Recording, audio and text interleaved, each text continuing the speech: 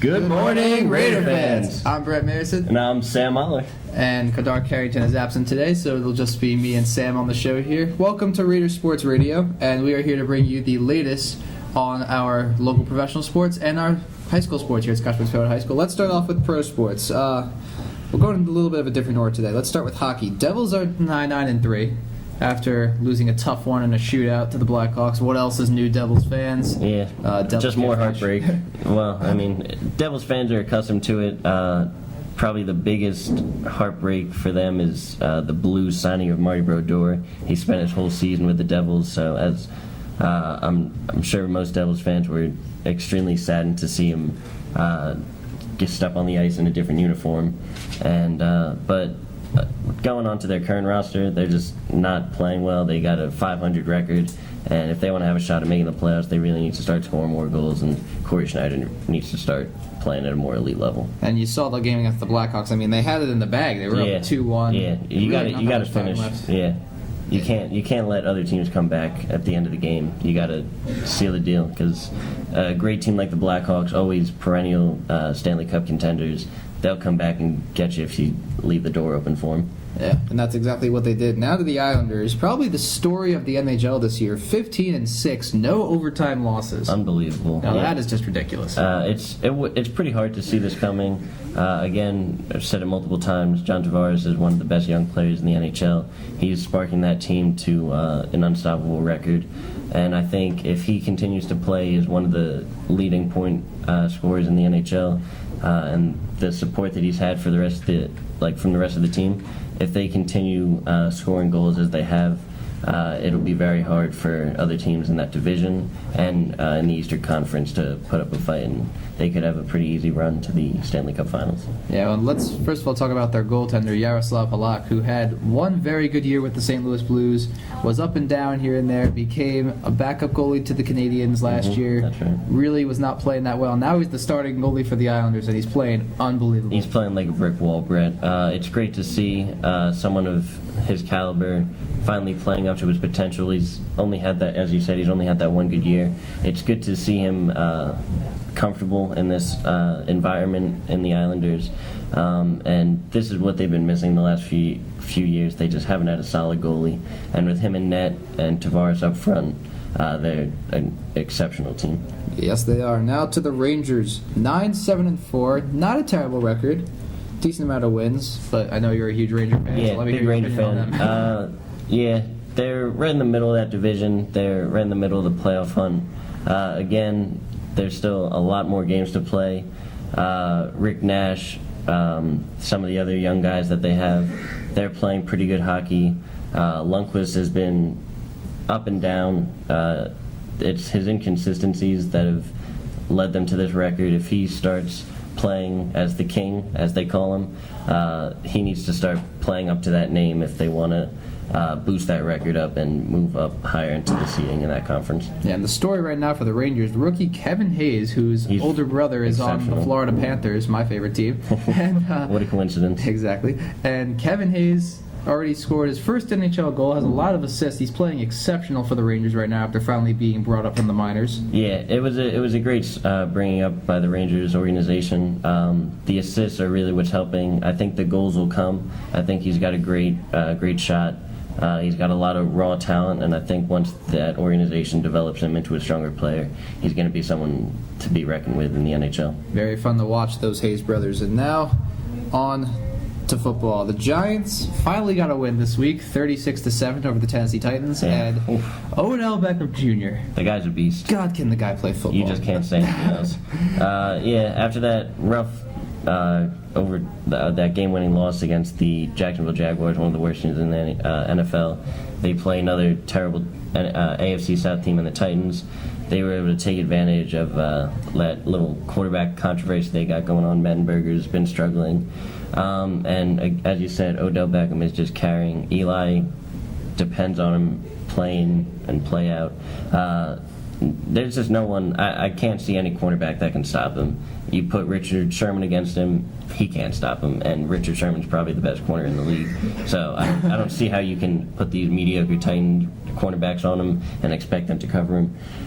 he is going to be one of the best receivers in NFL history, in my opinion, if he keeps playing at this pace. He's already got a record in the Football Hall of Fame, and the jersey he was wore during this day is hanging up in the Hall of Fame. He had 4 straight 100-yard receiving games, first ever rookie to do so. That's awesome. He's Boy. a great player.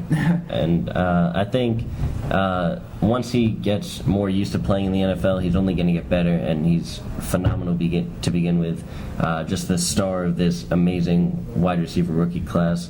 You got Benjamin, Cooks, Beckham, Mike Evans, who's an exceptional, Sammy Watkins, but Odell Beckham is playing far and above the rest of them. He's exceptional. Yes, he is. And to the Jets. Sorry, Jets fans, we have to talk about this. 2-9. Hey. And the first play of the game, Geno Smith, first game getting another start. First play of the game, he throws a pick 6. I mean, what else can you say? It's just stereotypical at this point. It's comical, really. The Jets are just the laughing stock of the NFL, as they have been the last few years.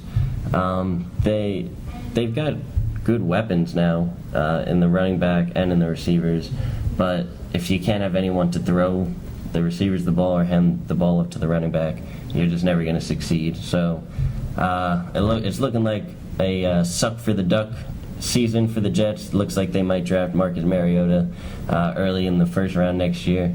I think the way he's playing in college right now, I think he could take that team to the next step, and because with Geno and Mike Vick, they're just not going anywhere. Here's the thing, though. You have Marcus Mariota, who's an exceptional college quarterback with Oregon, but you look at Geno Smith, and he was also one of the top college quarterbacks coming out of West Virginia. You think Mariota could end up like Smith? I mean, you obviously take that risk with every single quarterback you draft, but Geno is not the future, so you got to invest your money somewhere else. And I think Mariota is the best quarterback in the class, so I think he's your best chance at turning this franchise around. So I think you do take your risk on him and just hope that it pans out. You are the only person I know who says he is better than Jameis Winston, and I applaud you for saying that, because I am not a Jameis Winston fan. No, I'm not a fan of him on or off the field. Yeah, sorry Jets fans, but your season, and of course sorry to myself and the rest of the Giants fans here, our season's over too. Both New York teams will be playing for draft picks this year. What else is new? Exactly. Then let's go to basketball now. The Nets are Yeah, I actually went to their game against the Hawks the other night. It was by far the worst basketball game I've ever witnessed in my life. They were just pathetic in every aspect of the game. The Hawks are one of the better teams in the NBA, but the Nets, they beat the Spurs the other night, but aside from that, they just haven't really had any highlights. D. Will, Brooke Lopez, Joe Johnson are just not playing that great. The best out of all three now. Yeah, and even he's not that good. Bogdanovich and Teletovic are pretty solid, but aside from them, they're just not getting any production out of anyone. So, I want to put it on the coach, but because you can't put it on Hollins. Yeah, they got all this talent, and there's no chemistry within the team. So I think there's something to be done.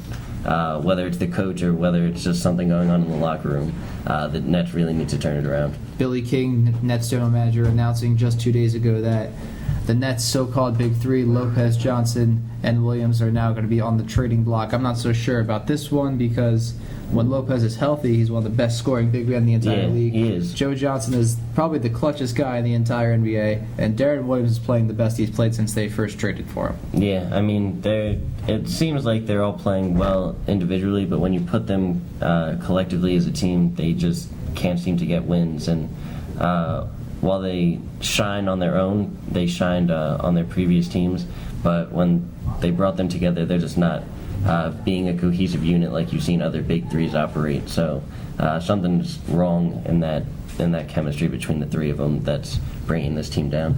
Something is wrong, but the Nets do have something to look forward to. Mason Plumlee, probably one of the biggest futures once Garnett retires. He is going to be a fantastic he'll be a solid player. fill-in for them. And he played very well last night, even though the Nets fell to the Chicago Bulls. And Markel Brown is supposed to be a very good shooter, so once he comes up and finally gets some minutes, we'll see how he ends up. The Knicks, 4-20. Terrible. Don't know what to say about that.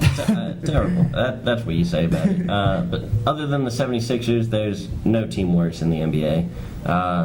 Melo is trying to put the team on his back, and it's failing miserably because he's not playing that well. You got fights between him and his teammate Hardaway. Aside from Melo and maybe J.R. Smith, who's not even that good anymore, you just have no one capable of scoring the basketball. So, there's just no potential with this team right now. You got Phil Jackson, but unless he does something, unless he signs some key players, the Knicks are just a falling franchise, and it's pretty sad to see. And when was the last time you saw one player put a team on his back and win a championship? Yeah, Michael Jordan. Yeah, you haven't seen one since. LeBron tried. He got to the finals with the Cavaliers, but he was never able to get the championship. Yeah, exactly. So I think Melo made the wrong decision in the offseason by sticking with the Knicks. I think you don't go where the money is. You go. He's made enough money in his career that it's about time to start winning some championships. I think he should have gone to Chicago, where they have a pretty good shot.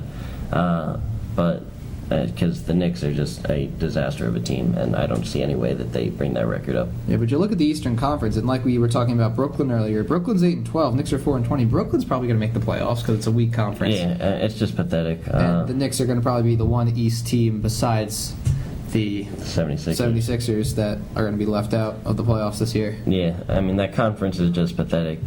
If you're the 8 seed in the Western Conference, you're probably the 1 or 2 seed in the Eastern Conference. That's just how big the divide is between the two conferences.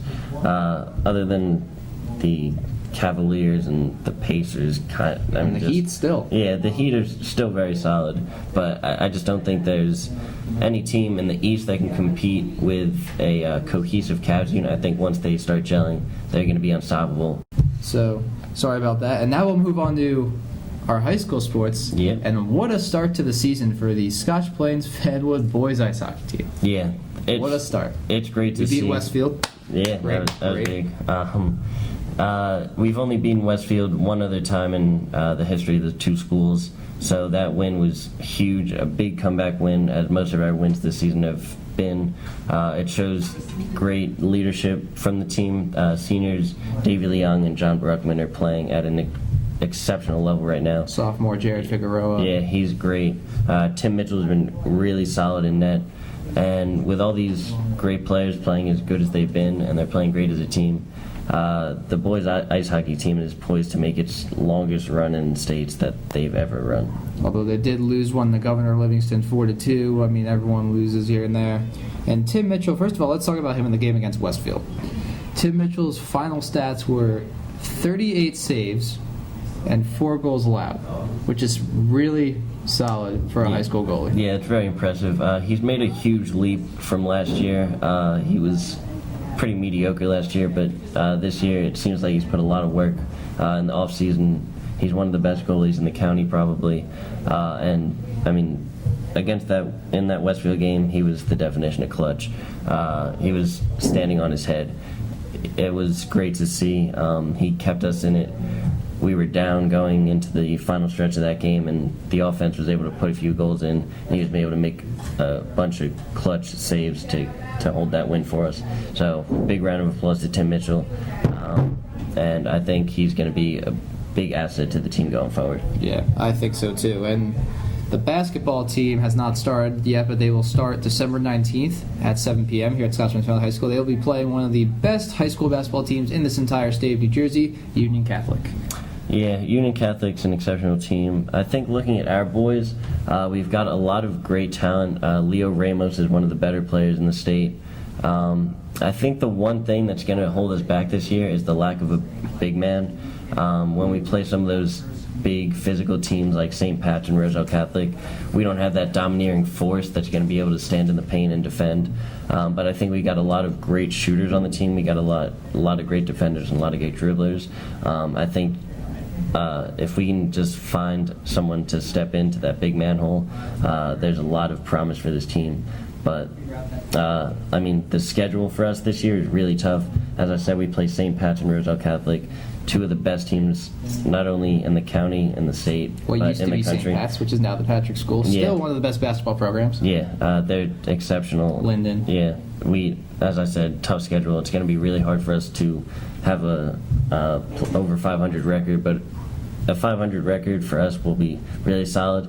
Our county this year is actually tougher than our states, so if we have a good shot at possibly winning the section. So I think that's certainly in reach. Let's hope that happens for our boys this year. Good luck to all the boys basketball players. We wish you a very good season. I will be at every home game as I am the PA announcer. So let's talk about the girls. The girls open up next week as well. A lot of losses to this team, losing a lot of people who are going to college for other sports, decide not to play basketball anymore. Then you have Amani Williams transfers. Megan Welch graduates. You have I think the only senior is Tabitha Dwumfor now. Yeah, she's going to be the main presence on the court. Unfortunate that a lot of our star basketball players graduated. We don't have a lot of depth, but I think Tab is going to be one of the best players in the county. She's shown that ever since coming to the high school. She's established herself as one of the best girl basketball players in the county, and I think she's going to be one of the biggest bright spots for the team.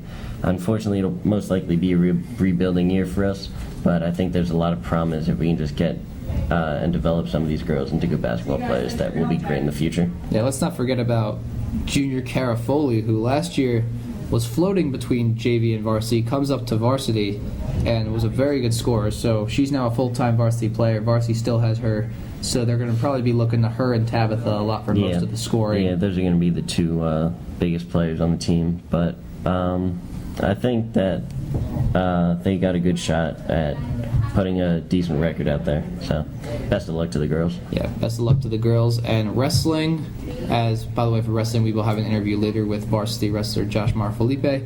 Wrestling this year is looking pretty good. You got Brian Lapham, who just committed to Bucknell for wrestling. Yeah, Josh Marfelipe, as we mentioned earlier, the junior, who has been wrestling here since his freshman year and has been on varsity all 3 years. Yeah. And you got a lot of other talented wrestlers. Yeah, a lot of very solid wrestlers on the team. As you said, Brian Lapham, one of the stars. He's been exceptional ever since coming to the team freshman year, committed to Bucknell, one of the best wrestlers in the state. I know he wants that state ring really badly. He's been disappointed by not getting it the last 3 years, whether it's because of injury or just bad luck. So he's got a lot of passion going forward this year, and I think that passion and his senior leadership is going to carry this young and somewhat inexperienced team to a very high place in the state. So I'm really looking forward to see what they can do. Yeah, I think Raider Nation is looking forward to it this year. Yeah, going to be a lot of big crowds out there. Yeah, and for our last high school sport of the winter, winter track and swimming. Winter track is looking pretty solid right now. Yeah, winter track's going to be good. As you mentioned, swimming. Swimming is off to a great start. Both the boys and girls are undefeated. The boys had a huge win against St. Peter's. That was a top 20 Star Ledger matchup. Our boys were ranked 20 at the time. St. Peter's was ranked 10. So that was a huge win going to St. Peter's, and getting that win shows that our boys are perennial state contenders. And let's not forget our girls. Our girls are one of the best teams in the state. Kate Musso is hurt right now, but when she comes back, she's going to lead that team. Morgan Bransky, the senior. Yeah, there's a lot of great swimmers on this team. They're very young, too, which is awesome to hear, because we got a lot of great swimmers that are going to be on this team for years to come. So I'm really excited to see what they can do. Yeah, I'm very excited as well. And let's not forget the bowling team. That's right. Bowling, yes, sorry. The Raiders, Sam Molly. co-captain right here. We do have our own bowling team. The bowling team is off to a good start. We're 2-1 this year. We had a win against Rahway yesterday and a win against Union last week. Tough loss against Linden. They're one of the best teams in the county and the state. But we got some great players. Matt Haas is one of the best bowlers in the county. His twin brother Jeremy is phenomenal. So I think that the bowling team has its best shot of winning counties since its only county championship in 1981. So watch out for the bowling team this year. Well, how great would it be if we can have all those winter sports win a championship of some sort this year? That'd be awesome. I know. And Sam, the bowling season this year, do you guys think you have a shot to win states? That's a bit of a stretch, but there's no telling what we can't do. I mean, all you have to do in bowling is just have a couple good days, and with our team, I think we could do it. We've got a freshman, Grady Such. He's phenomenal. It's great that he joined the team. He's one of the best bowlers in the county already, so there's no telling what he'll be able to do by the end of the season and going forward. So there's you just don't know. We might. Well, good luck to you and the bowling team Thank this you. year. Our last thing before we wrap up the show, our Raider Nation update with our fellow bowler Sam Aller over here. What do you got for us today? Raider Nation is going to be as live as it's ever been in the winter. We're talking about adding a half-court shot possibly during some basketball games. Wow. That'd be great. It'd help get some fans out. As always, we've got our pep band led by some kids in the marching band that'll be present at all the basketball games, getting people pumped up, getting amped. And then probably the biggest sports for the winter season are ice hockey, basketball, and wrestling. If you saw at the ice hockey game, Raider Nation was as big as it is at soccer games almost. People love to go out and support their Raider sports. So go out, go to some ice hockey games, go to some basketball games, wrestling matches. Hey, if you're not doing anything, stop by a bowling match. Welcome back to Raider Sports Radio. I'm Brett Mayerson, And I'm the one and only Sam Aller. and we are here with varsity wrestler Josh Mar Felipe. How you doing, Jamar? I'm good, how are you? Good. How are you? So we have a few questions for you, Josh Mar. We have our first question. How long have you been wrestling? I've been wrestling since freshman year I started, so it's been 2 years now. Wow, it's pretty interesting. And what weight class do you wrestle in? Freshman year I was 106, sophomore year 113, and this year I'm shooting for 120. So keep going up. Yeah. Keep facing the bigger guys. What is the toughest thing about wrestling? Cutting the weight, because you basically can't eat or drink or do anything that you would normally do, so it really sucks. That is Yeah. rough. I would hate not being able to eat. Yeah. And what are your personal goals that you'd like to accomplish this year? I like to go at least 20 plus wins and make it to regionals, hopefully place there, and anything farther than that. That'd be pretty impressive. Yeah. And what is your record since freshman year, like yourself? Do you remember it? Freshman year alone. From freshman through sophomore year. So Freshman far. and sophomore year, I have been 31 and 15. Nice. So, Solid record. Nice. And who do you think your biggest competition is this year? the other schools, Yeah. the other schools, it could be by Cranford. Cranford's definitely like, and because they're all, since they're so close to us, they're in our district and our county and all that. And they have one of like the best wrestlers and the best wrestling program. So, and they're tough. Yeah, And I tough went against him rivals. last year, and he beat me. So, So you got definitely some have- revenge. Yeah, I Well, gotta get him back this Yeah, year. hopefully you do. And do you guys think you're going to have a shot to win a lot of the tournaments, such as counties, states, districts, regionals? Any of that? Yeah. This year should definitely be like our best year in like the last 10 years. We have some like one of the best freshmen coming up, freshman class. Like our team is looking to win at least like we should win sectionals and hopefully get farther than that because we have a strong team this year. Awesome. All right. So it's looking good. And our last question, can you please sign the wall back? You have a tradition like that for our guests? Yeah. First wrestler, wow.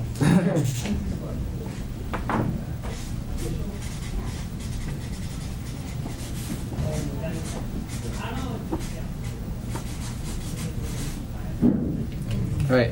Awesome, man. Thank That's you all for your time. That's all the time we no got problem. here for Raider Sports Radio. I'm Brent Pearson, Sam Ollie. and we'll see you next week.